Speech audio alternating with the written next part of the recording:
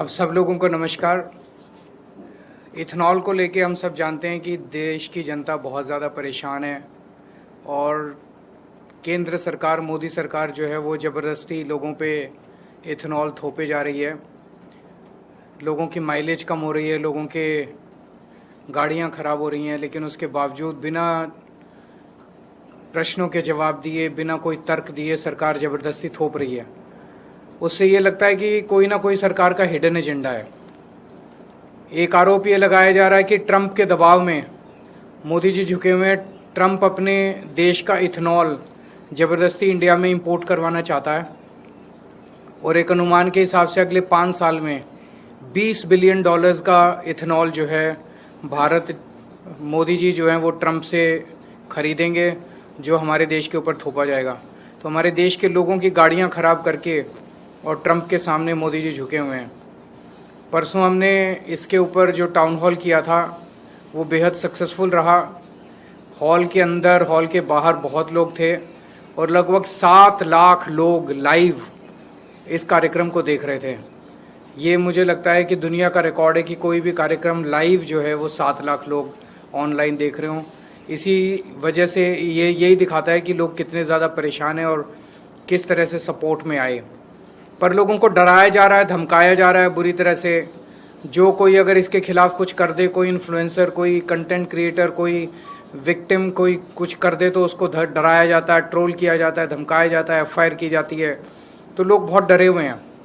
हमने कुछ दिन पहले एक पिटीशन प्रधानमंत्री के नाम ऑनलाइन साइन करवाई थी, तो लगभग 2,33,238 लोगों ने ये पिटीशन साइन की है मात्र कुछ दिनों के अंदर।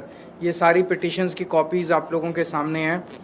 तो कल प्रधानमंत्री जी को ये पिटीशन सौंपने के लिए मैं 100 लोगों के साथ 12 बजे अपने दफ्तर से यहाँ से निकलूँगा प्रधानमंत्री जी के घर की तरफ, और ये पिटीशंस हम चाहते हैं कि पर्सनली उनको हैंडओवर करके आएँ और उनसे चर्चा करें कि कैसे इथेनॉल जो है वो गलत है और लोग किस तरह से परेशान हैं। मैंने चिट्ठी लिख के भी उनसे समय मांगा था लगभग 1 महीना पहले, लेकिन उनका उसके ऊपर कोई जवाब नहीं आया। तो अब ये कल हम पर्सनली लेके जाएंगे और हम उम्मीद करते हैं कि प्रधानमंत्री जी मिलके हमारे बात सुनेंगे। अगर आपके कोई प्रश्न है तो। कौन होंगे आपकी पार्टी के वजह या अलग-अलग? कुछ लोग, सब विक्टिम्स होंगे, कुछ पार्टी के भी हो सकते हैं, कुछ पार्टी के बाहर के भी हो सकते हैं, पर ये पार्टी का कार्यक्रम नहीं है। कल आपने एक इन्फ्लुएंसर के साथ वीडियो पोस्ट किया, एक माइनर लड़की की क्षमा जो थी उसके ऊपर, और आपने ये क्लेम किया है कि दबाव बनाने की, डराने की कोशिश की जा रही है। बिल्कुल। तो रुचिका सिंह का जो हमने देखा कि किस तरह से बेचारी हाथ जोड़ के आंखें नीची करके पूरे देश के सामने कैसे बोल रही है, वो जाहिर तौर पे उसे बुरी तरह से डराया गया है। तो एक तरफ तो प्रधानमंत्री जी आके कहते हैं कि बच्चों मैंने आपको माफ़ कर दिया, और दूसरी तरफ प्रधानमंत्री जी इस तरह से एक छोटी सी बच्ची को, 15 साल की बच्ची को अपनी पूरी ताकत लगा के झुका देते हैं, उससे माफ़ी मंगवाते हैं पूरे देश के सामने और उसका वीडियो जारी कराते हैं। क्या ये शोभा देता है एक प्रधानमंत्री को? तो डराने की कोशिश, बिकॉज सबसे बड़ा कंट्रीब्यूशन सीजेपी के आंदोलन का ये हुआ कि जो प्रधानमंत्री जी ने सबको डरा रखा था पूरे देश में, कोई कुछ बोलता था उसके पीछे ट्रोल छोड़ देते थे, धमकियां देते थे, गंदी गंदी गालियां देते थे, गंदी गंदी धमकियां देते थे, एफआईआर कर देते थे, गिरफ्तार करा लेते थे। लोगों के मन में डर निकल गया इस आंदोलन के बाद। खूब खुल के लोगों ने मोदी जी के खिलाफ बोला। अब मोदी जी वो वापस डर कायम करना चाहते हैं, लेकिन अब लोग डरने वाले नहीं हैं।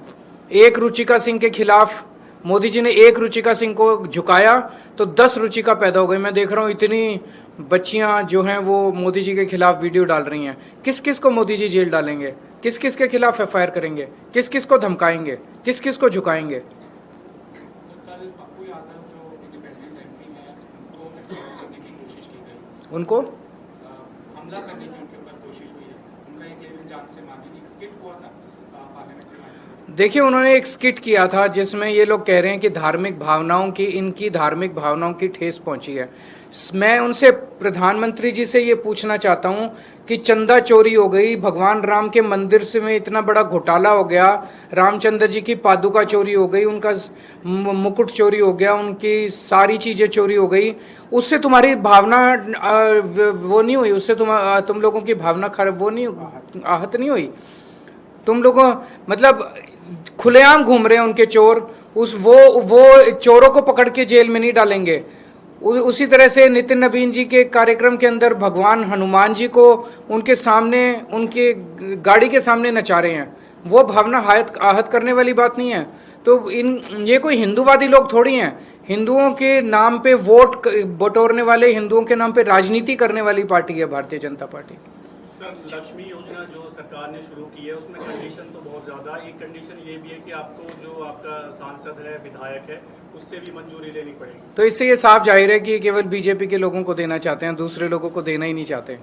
ये क्या कंडीशन है कि सांसद से लेनी पड़ेगी? जो भाई कंडीशन लगाई जाती है इतने साल रहने वाला होगा, इतने साल, इन्होंने देनी नहीं है। बेसिकली राजनीति करनी है। जितनी कंडीशंस इन्होंने लगाई है उसके हिसाब से 1/10 दिल्ली के महिलाओं को भी नहीं मिलेगा। पंजाब में हमने कोई कंडीशन नहीं लगाई। एक घर में अगर 4 महिलाएं हैं, चारों को मिलेगी। हमने किसी तरह की अमीर गरीब जात पात कोई भेदभाव नहीं किया।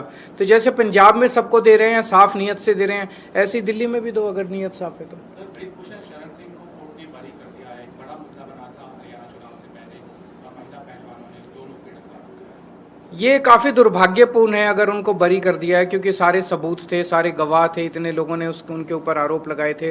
लेकिन मैंने अभी देखा नहीं है ऑर्डर यहाँ पे आने के पहले, उसके बाद ही मैं कुछ टिप्पणी कर पाऊँ। Thank you.